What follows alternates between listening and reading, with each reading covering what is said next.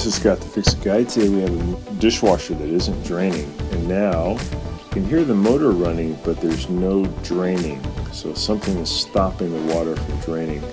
I suspect this air gap up here at the top. So I'm going to turn off power and then unscrew the top of the air gap. I took off the little metal piece and then just see if there's anything in there. Oh yeah, and this little hole here in the middle, the blue tube, there's a bunch of junk caught in there.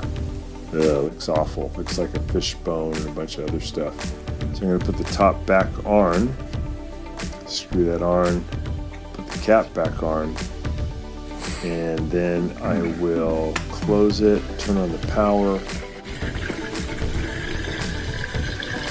and now I can hear it draining and I can see it draining. So that was the reason the dishwasher was not draining, is that it had a clogged air gap. So it looks like the problem was just due to the clogged air gap up by the kitchen sink.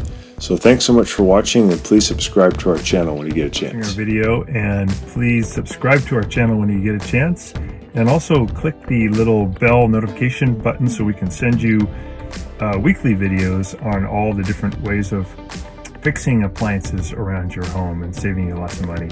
So thanks again for watching, and please also press the like button for our video if this was helpful to you. To contact me at the email listed below, which is scottthefixitguy@yahoo.com, with any of your questions.